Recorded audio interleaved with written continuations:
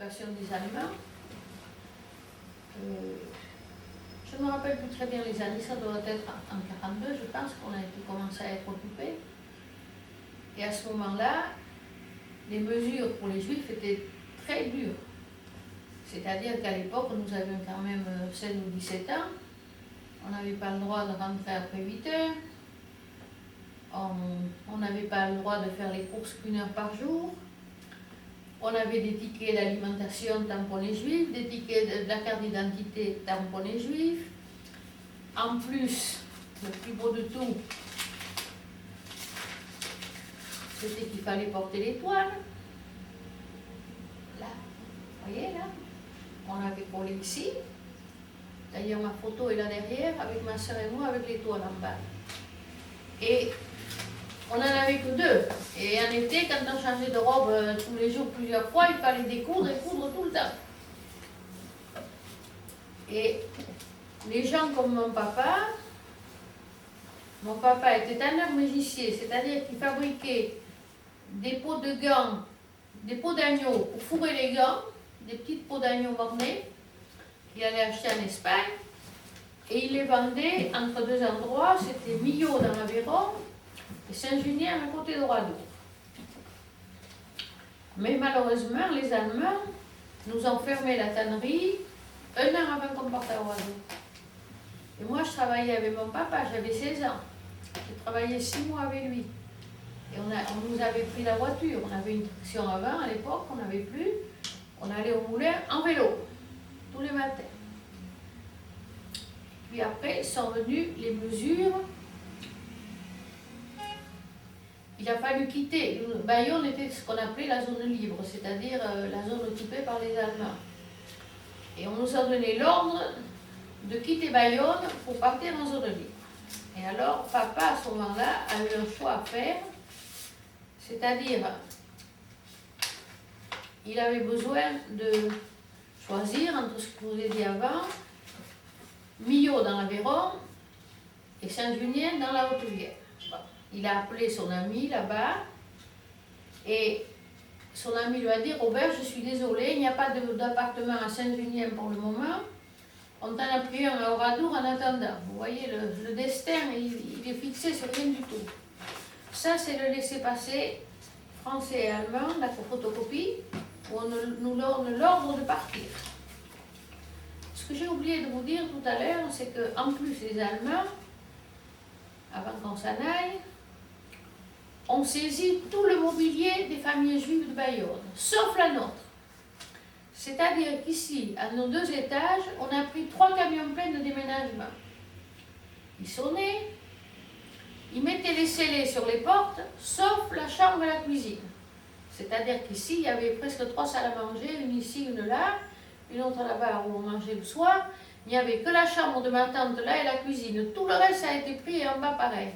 Alors, mettant les scellés, vous n'aviez plus le droit de rentrer. S'il y avait vos bijoux, votre argent dedans, tout est parti. Voilà.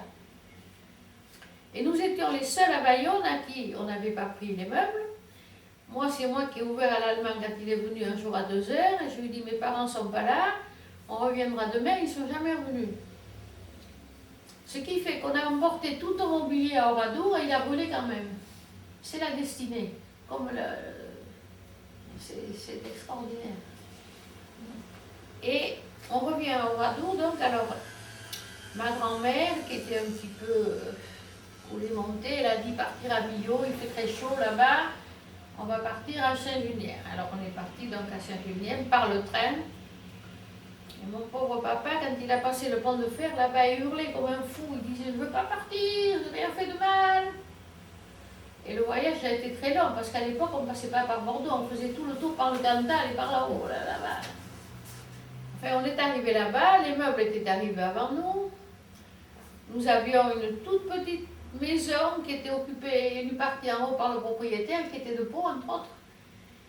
Et le reste, où il y avait juste une chambre pour mes parents, une toute petite chambre pour nous, ma soeur et moi, et la cuisine. Ici, à l'époque, nous avions la salle de bain, ce qui était quand même un événement. On avait la douche, la baignoire et tout. Là-bas, on n'avait rien. On n'avait qu'une bassine pour se laver. Il n'y avait pas d'évier. Les WC, ils étaient au fond du jardin là-bas. Et devant la porte, il y avait la pompe. Voilà comment ça marchait. Mais on n'a pas souffert du tout. On n'a pas eu faim d'abord. Tous les jours avec ma soeur, on partait avec le vélo, chacun dans son quartier, on faisait le plein et nous n'avons jamais eu faim. Alors mon papa, pensant trouver du travail à Saint-Junien, n'en a pas trouvé. Par contre, avant de partir là-bas, mon papa, toute la communauté juive de Bayonne était partie presque, il en restait très peu. Mais il restait surtout tous les pauvres et les malades, qui étaient dans un hospice à la rue Montbec en face de la synagogue. Et mon papa a pris la suite du président et il faisait partie de l'Union Générale des Israélites de France, qui était un organisme de Pétain, mais qui permettait toutes sortes d'aides à tous ces pauvres gens. Et ça fait que quand nous sommes partis, toute la communauté est partie du côté de Pau, c'est-à-dire à Bagnères de Bigorre, en Haute-Pyrénées. Les pauvres étaient à côté d'Argelès-Gazos, et ils étaient tous là, et nous étions là-bas. Alors papa, il est rentré dans l'Union Généraliste de France à Brive, qui était à côté de Limoges. Et il partait tous les lundis et il rentrait le vendredi.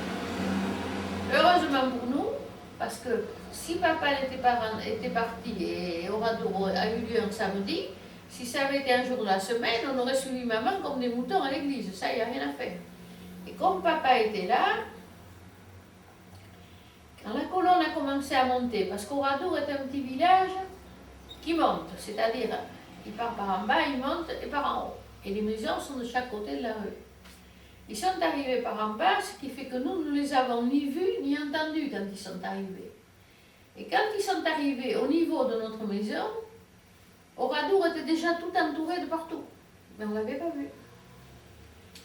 Et alors, c'était 2h ou 2h15, je ne me rappelle plus, on venait de finir la vaisselle, Francine et moi, et on a entendu monter la première voiture allemande. Et à ce moment-là, papa nous a dit, les petites, vous n'allez pas rester là, vous allez partir dans le pré de la commune. Et le pré de la commune, c'est un pré, notre maison était la dernière en haut. Nous avions la maison, le jardin, et après le pré de la commune qui jouxtait notre maison. Et ce que je ne vous ai pas dit, c'est que mon papa, 2 mois avant l'histoire d'Oradour, il devait être tellement paniqué, ça se voit sur sa photo, qu'il avait loué un autre appartement en face de la maison pour sauver les petites en cas qu'on vienne les chercher la nuit. C'est-à-dire que ma soeur et moi, on couchait de l'autre côté. Alors, on revient, la colonne monte, donc il nous dit, alors il nous accompagne dans la prairie. À ce moment-là, il a entendu une voiture chenillette s'arrêter devant la maison. Il est parti, il n'est pas revenu. Et de ce fait, nous ne sommes pas rentrés dans la maison. On s'est douté qu'il y avait quelque chose. Et nous sommes partis par derrière notre maison. Alors, notre maison était la dernière, et celle qui touchait notre maison, c'était l'hôtel Pension Avril, où était ma grand-mère. Ma grand-mère n'était pas avec nous, elle était là. Et derrière l'hôtel, il y avait un petit escalier qui servait à aller vider les seaux hygiéniques, je pense, au fond du jardin. Et dans ce petit appentis, c'est là où on mettait les râteaux autrefois et les, je sais pas, la brouette, je sais pas ce qu'il y avait là-dedans. Et nous nous sommes mis là tous les trois, mon frère, ma soeur et moi, depuis 2h30. Elle n'est pas là, photo. Oui, ça y était pourtant là. Ah, là, là. Quelqu'un a dû me la piquer là-bas, je pense. Je la vois pas, je vais vous la trouver après. Nous sommes restés là de 2h30 jusqu'à 6h30 du soir, sans bouger, avec mon petit frère mongolien qui ne criait pas, heureusement, chose qu'il n'a pas fait après, parce que quand on est sorti, il a crié beaucoup. Et bien la voilà, je suis bête. Là voilà la photo de mon petit Kajibi. C'est le jour où on est allé avec les judéo-chrétiens il y a 5 ans. Je les ai amenés tous là-bas. Tu vois mon petit Kajibi, c'est pas grand, hein? Et alors, quel âge là? 19 ans, 17 ans et 9 ans le petit.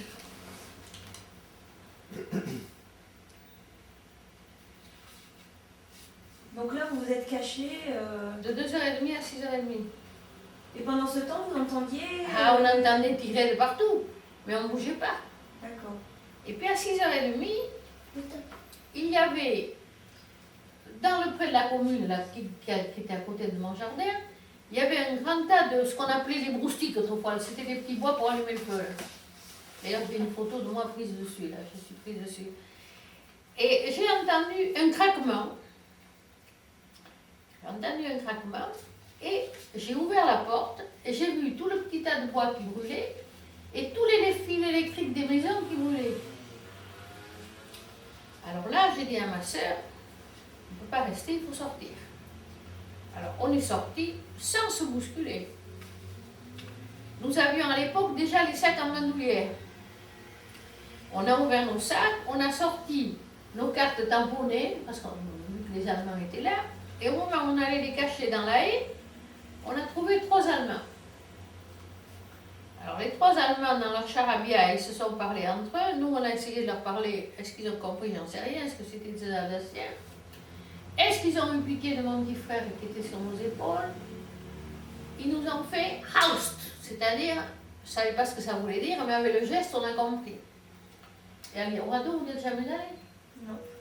Alors au radeau, maintenant, est tout entouré d'un mur, mais autrefois, il n'y avait pas de mur. Et on est parti depuis derrière chez nous jusqu'au cimetière. Je ne peux pas vous expliquer, c'est plus grand que 2 fois qu'on traversait la place, si vous voulez. Là. Ma soeur avait une veste rouge jusque-là, comme on portait à l'époque. On portait le Dédé sur les épaules. On n'a rencontré personne. Arrivé au cimetière, ces gens-là, ils avaient tué les gens, mais ils avaient lâché toutes les bêtes. Alors vous aviez les vaches qui étaient affolées du feu, qui partaient toutes les cornes en avant. Les poulets, les lapins, tout ça était dans les arbres partout. Et on est parti en marchant, là, sans savoir où on allait. On est parti sur la route du Mas-de-Glane, là où on allait chercher de lait d'habitude. On a marché jusqu'à 10h du soir, depuis 6h30. Puis arrivé là-bas, dans un château, il y avait une panique terrible. Les châtelains chargeaient tout leur mobilier dans les charrettes pour les sauver, je pense. Et puis le châtelain, il a dit à la bonne, donner de la soupe à ses enfants. Et puis quand elle a commencé à nous servir la soupe, est arrivé Robert Ebras, qui est un des 6 rescapés la seule grange en feu où il y a eu des rescapés, une seule. Robert était tout brûlé, il n'avait plus de cheveux, il avait 7 balles dans la peau, je lui en ai enlevé 2, tous les vêtements tout brûlés, et c'est là qu'il nous a raconté comment ça s'était passé, enfin ceux qui l'avaient vu, lui. Alors il nous a dit, voilà, quand les Allemands sont arrivés, on a passé le tambour de ville à l'époque, c'était le grand champêtre, qui a dit aux gens, rassemblez-vous, tout le monde sur le champ de foire. Alors les gens sont allés là-bas, jamais on avait vu un Allemand au radeau. Hein. Il n'y avait pas de maquis, il n'y avait rien, on ne savait pas ce que c'était tout ça. Alors tout le monde est parti là-bas en discutant, mais sans peur du tout, parce que ils ne prévoyaient pas ce qui allait se passer. Arrivés sur le champ de foire, ils ont dit, vous allez vous séparer, les hommes du côté gauche, les femmes et les enfants à droite. Bon. Tous les gens qui ne sont pas rassemblés ont été tués dans leur lit, tous les malades, tout y est passé. Bon. Ce jour-là, il y avait l'école, c'était 2h30. Tous les enfants des écoles sont arrivés sur la place avec leurs instituteurs.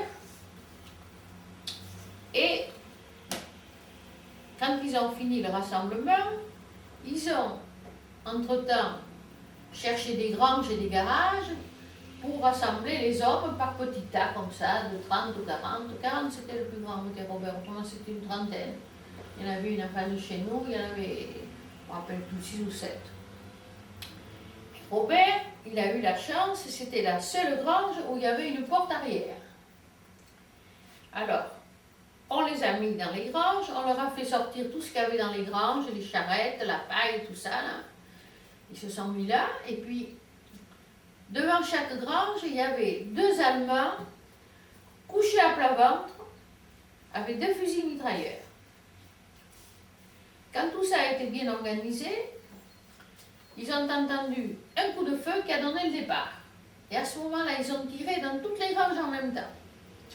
Et ils ont tiré à peu près au niveau du volet là. Vous voyez, à la hauteur de là. Ce qui fait que les gens, il y a eu quelques balles perdues, avec des gens qui ont été plus blessés, mais tous ont été tirés aux jambes, ils se sont rafalés tous les uns sur les autres. Et il y en a qui étaient étouffés là-dedans, ça hurlait. Ils sont rentrés, ils ont achevé à coups de pistolet ceux qui bougeaient, ils ont mis tout le feu par-dessus et le feu. C'est-à-dire qu'ils ont été brûlés vivants, la plupart. Et dans la grange de Robert, il y en est sorti juste 6. Et à ce moment-là, sur le champ de foire en question, il y avait un nommé Jean Blanc, que je connaissais bien, qui était de notre âge, qui n'a pas pu se rendre au champ de foire, parce qu'il avait toute la jambe dans le plâtre, il avait eu un accident. Et il nous a vu passer, ma soeur, mon frère et moi, et il nous a dit, vous avez eu une chance inouïe, parce que 5 minutes après que vous êtes passé, Poutaro, qui était le garagiste, qui sortait de la grange de Robert, il a été tué sur la route. D'ailleurs, il y a la plaque sur la route. 5 minutes après nous. C'est-à-dire qu'on a eu une chance inouïe. Et alors, les autres, les 5 autres, non, les 6 autres, il doit y en avoir 7, sont sortis par derrière, chacun de leur côté. Et Dartou, qui était un rescapé, le dernier avec Robert, était lui très très blessé. Alors il s'est traîné comme il a pu. Et c'est comme ça qu'on a retrouvé Robert dans le château. Mais Robert, c'est tout ce qu'il savait, il n'avait pas vu le reste. Et alors il nous a dit, on a dormi, enfin on n'a pas dormi, on est resté toute la nuit dans un pré au château à regarder brûler au radeau. Et quand le jour s'est levé vers 6 heures, il nous a dit, qu'est-ce que vous allez faire? Je dis, on en sait rien, il nous a dit, moi j'en sais rien, je ne sais pas où on va aller. On ne savait pas ce qui s'était passé de mes parents, on ne savait rien. Et puis il nous a dit, moi je pars chez ma soeur, si vous voulez, je vous amène. Et on a remarqué encore, je ne sais pas combien d'heures, on a traversé la glane avec de l'eau jusque-là, et on est arrivé là-bas, il y avait la panique, bien entendu, parce que, vous savez, non contents d'avoir fait tout ce qu'ils ont fait dans Oradour, ils ont, par exemple, les mamans, quand elles ont entendu tirer, elles ont voulu rentrer dans Oradour pour voir où étaient leurs enfants. Ils les faisaient rentrer, puis ils ne les faisaient plus sortir, ils les tuaient avec les enfants. Et du côté du Mas-de-Glane, où nous étions chez la sœur de Robert, il y avait beaucoup de gens qui ne savaient pas où était leur famille et tout. Et alors le papa de Robert, qui avait ce jour-là, n'était pas au Oradour, il déchargeait du bétail dans un village à côté. Le dimanche matin, quand nous sommes arrivés, il nous a dit, maintenant je vais aller voir ce qui se passe à Oradour. Il est parti là-bas à pied, bien entendu. Et quand il est revenu le soir, il ne pouvait pas dire un mot, il nous a simplement dit ça. J'ai vu brûler les femmes à Reims à l'autre guerre et ils ont fait pareil des nôtres. Il était rentré dans l'église et il avait vu le spectacle. Et à partir de ce moment-là, Francine et moi, les 2 seules filles, nous étions là avec 15 garçons qui étaient... Parce que il y en a ceux qui se sont sauvés, ce sont ceux qui ont eu peur d'être pris pour le STO, ou des maquillages, j'en sais rien. Ceux qui craignaient quelque chose. Ce qui fait qu'on s'est retrouvés dans la ferme, là, toute cette équipe-là avait rien que ce qu'on avait dessus, pas grand-chose à bouffer, les paysans nous ont aidés, mais enfin, tous les jours, ils partaient dans Oradour avec des sacs, parce que je vous l'ai dit, ils avaient lâché toutes les bêtes, alors ils ramassaient des poulets, des lapins, ils mettaient ça dans les sacs, quand ils arrivaient là-bas, ils étaient moins étouffés ou crevés, mais enfin, on a tout bouffé parce qu'il n'y avait pas autre chose. Et voilà, et alors après, ce sont les séminaristes qui ont fouillé tout et essayé de ranger un petit peu le mieux possible toutes pas les ruines, mais tout ce qu'il y avait dedans. Et alors, ce jour-là, donc les Allemands, quand ils ont fini leur travail avec les hommes, ils sont rentrés dans l'église, et dans l'église, ils ont mis une caisse avec des fils, et qui était une bombe explosive, bien entendu, et incendiaire. Et quand ils ont vu tout ça, ça a explosé, ils ont tiré avec leur fusil mitrailleur dedans, et le feu a pris aussitôt, bien entendu. Vous vous rendez compte un peu ce que c'est dans l'église? Il y avait 460 personnes. Il y avait 200 et quelques enfants. Tous des petits bébés, de tout il y avait. Et là, ils sont restés de 2h30 jusqu'à 6h30 qu'on a mis le feu. Hein, pour faire pipi, pour boire le biberon, il n'y avait rien là-dedans. Hein. Vous connaissez l'église du Saint-Esprit? Là à côté, c'est la même. J'y étais hier pour l'enterrement, j'ai pleuré tout le temps. Toute petite église, tout le monde devait être debout, ça devait être affreux.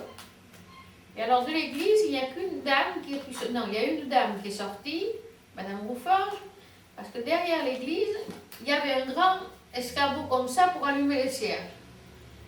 Et dans l'explosion, tous les vitraux ont sauté.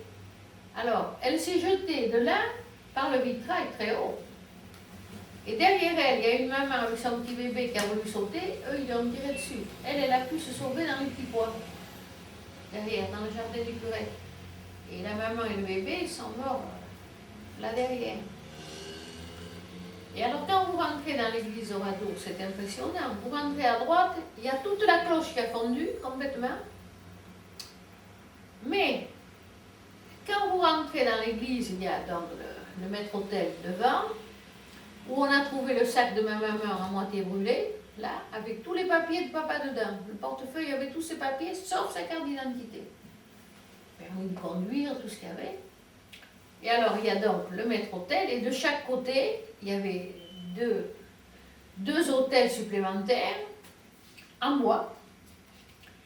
Il y avait un confessionnal en bois, où il y avait 2 enfants dedans, complètement morts, et quand on a touché dessus, tous les corps se sont effondrés. Ils étaient comme brûlés, très drôle, il paraît que c'était très curieux. Et comment, moi c'est ce que je me pose toujours la question, comment la cloche a fondu et les autels qui étaient en bois n'ont pas brûlé? Alors on dit que c'est une histoire de vent. Moi je dis que c'est plutôt la hauteur de cadavre qui a protégé les oratoires, c'est sûr. Ce qui fait que le lendemain, les Allemands, ils ont passé la nuit à Oradour dans la seule maison qu'ils n'ont pas brûlée. Ils l'ont brûlée que le lendemain, à faire la nouvelle. Le lendemain, ils sont partis. Le lundi matin, ils sont revenus. Ils ont sorti le peu de, si on peut appeler ça des cadavres, qui restaient dans l'église. Ils ont fait une fosse, ils les ont mis dedans avec la chaux vive pour pas qu'on les reconnaisse. Et voilà, et après ça a été fini. Voilà. Et alors je vous ai porté le livre, là, vous allez voir les cadavres, vous allez voir tout ce qui reste là-dedans, la saleté, là. J'ai une question, c'est quand on voit quand une organisation dont ils ont fait preuve, on a du mal à penser que c'était une action spontanée, de colère, de peur, de...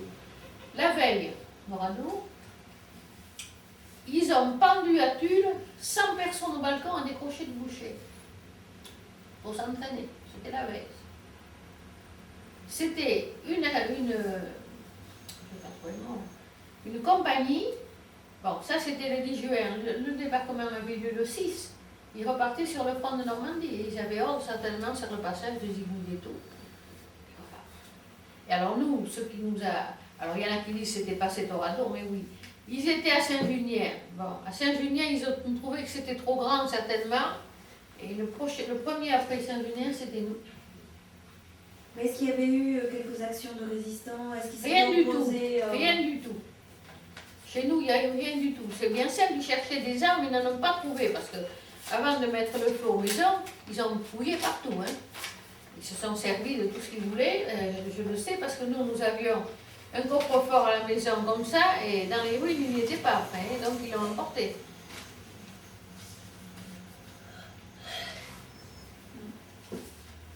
Ça, c'est le laisser-passer. Alors, c'est roulant parce que dans le laisser-passer, vous avez lu, ils disent qu'on peut emporter tout ce qu'on veut. Quand ils avaient tout pris aux Juifs.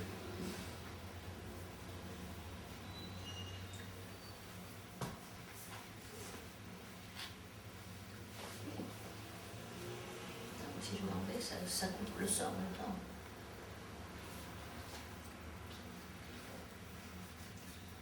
Combien il y avait d'habitants à Oradour? 600, les poussières, 620, je crois, c'est comme ça.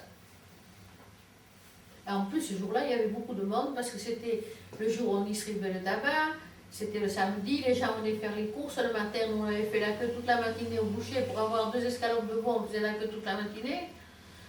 Il y avait du monde et les gens venaient se ravitailler le samedi. Et le sous-préfet était allemand? sous-préfet. Oui, le sous-préfet de Bayonne, délégué dans les fonctions de préfet pour la zone occupée de Oui, c'est Basse-Pyrénées, possible. et c'est signé Tim Il Eschli. y avait les deux, certainement, le français et l'allemand.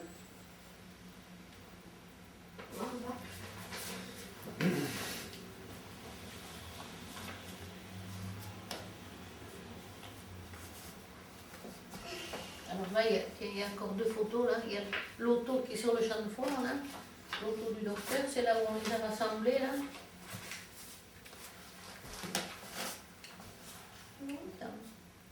Et là, c'est le...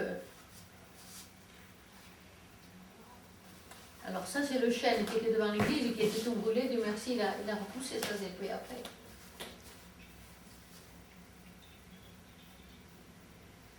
Et là, il est détruit tel qu'il était quand les Allemands ont quitté le village. Ouais. Le village est Ah oui, détruit parce qu'ils l'ont quand même ils l'ont incendié le village. À tout, avec le Ils ont lance-flamme. tiré dessus. Avec le lance-flamme. Tout est là. Il n'est rien resté du tout. Mais pourquoi cet acharnement? Parce que finalement, moi, il y a un truc que je me demandais, c'est qu'ils sont restés quand même longtemps. Ils sont restés longtemps quand même dans ce village. Non, une après-midi, c'est tout. Dans Ils l'après-midi, sont revenus après. ils ont brûlé. Tout a été fait dans l'après-midi. Tout. Il n'y a qu'une maison qui est restée pour la nuit, pour rester, pour voir certainement les conséquences. Et le lendemain matin, ils ont incendié celle-là et puis ils sont partis. C'est tout. Ouais. Dans une après-midi, ils ont brûlé les gens et détruit le village. Et toutes les maisons. À tout. Mais il semble qu'ils aient quand même attendu pour commettre leur crime un ordre quand même. D'après des historiens, d'après Mais d'autres. naturellement qu'ils avaient l'ordre. Naturellement. Mais c'était en guise de quoi? Donc pas de représailles, puisqu'a priori c'était pas une. Et pourquoi ils l'ont fait à Tulle? C'est pareil, s'ils avaient l'ordre de faire des massacres comme ça tout le long de leur chemin. Il répondait donc aux ordres d'un chef cinglé également. Mais de la Merline, celui qui a commandé. Comment il s'appelle? La Merline.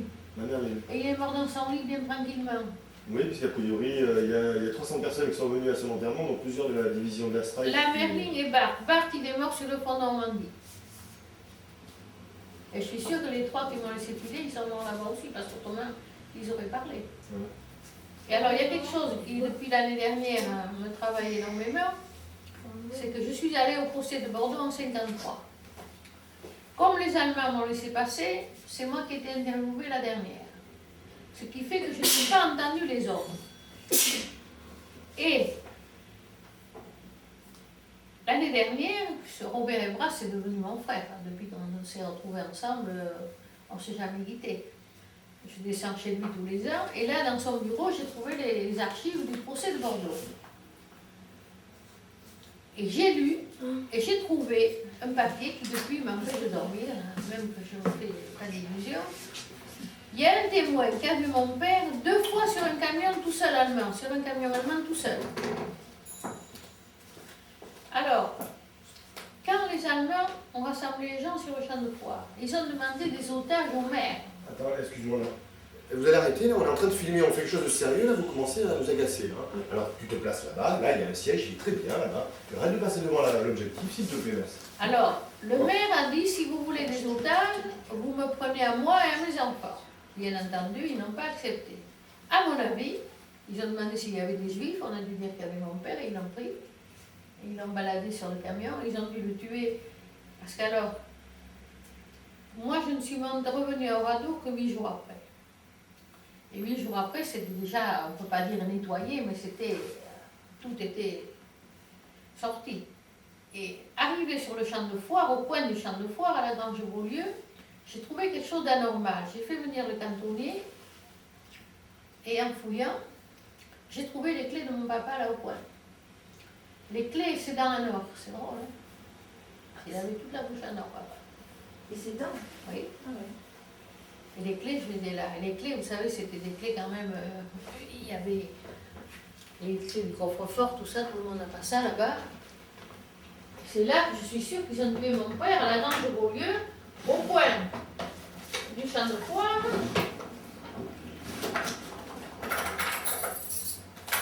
Un des premiers qu'on a dû tuer, c'est lui. Voilà. Voilà, vous voyez? Il y a la clé du coffre-fort. Voilà. Et il portait l'étoile lui aussi? Ah, là-bas, on ne la portait pas en zone libre. Ah voilà, ouais. Mais non, mais on a dû demander et on a dû dire tout de suite. Parce qu'en plus, il y avait un couple de Bordeaux. Eux, ils se sont sauvés, ils s'en sont tirés. Ils étaient cachés chez le curé Lorrain qui est mort, c'est marrant. Hein. Mhm. Voilà. Bon, vous pouvez arrêter la sonnerie, je pense, là-bas. Hein. Ah oui, je voulais te poser une autre question. Oui, allez, vas-y. Tu étais jeune quand même quand, à partir de 42, les mesures restrictives ont Oui. commencé à s'appliquer aux Juifs. Et ton père a dû vous expliquer la raison pour laquelle il y avait ce Sans plus. genre de répression Je incompréhensible. ne me parce que- rappelle pas. Par contre, je vais vous raconter quelque chose d'amusant, par exemple. Écoutez, les enfants. Vous savez qu'on n'avait pas le droit d'aller se baigner à la plage. Alors, à l'époque, l'école Jules Ferry, où vous sont allés, Ma mère, Simone. Voilà. était trop petite à l'époque. Et il y avait je ne vais pas dire un agrandissement, hein, enfin, il y avait des classes supplémentaires au bord de l'eau, à ce qu'on appelait la goutte de lait autrefois. Mhm. Et alors, la directrice de l'école, qui nous aimait beaucoup, nous avait permis, à Francine et à moi, d'aller nous déshabiller dans l'école qui était à côté de la baignade. Il y avait une baignade autrefois, là, avec le maître nageur et tout. Et alors, on se déshabillait, on laissait les toiles dans la classe, et puis on partait à pied à la baignade pour se baigner. Par exemple, au tramway, on n'avait pas le droit de monter que dans la dernière voiture. C'était tout des mesures comme ça. Non, papa a dû nous expliquer à l'époque, bien entendu, pourquoi on portait l'étoile, mais l'histoire après, il n'osait certainement pas vouloir nous en parler trop. Mais vous ressentiez pas une injustice, une incompréhension du Bon, on le prenait bien. Moi, je me souviens à l'époque, et moi j'ai fréquenté mon mari, j'avais 14 ans, hein, j'étais 14 ans. Et je me souviens, un soir, on se donnait rendez-vous à la gare, là, et on avait bu la limonade devant la gare à l'hôtel de Bordeaux. Moi, j'avais l'étoile et pas lui, l'allemand est venu l'engueuler, ça c'est sûr. Mhm. Mais oui. Elle n'était pas juive. Non.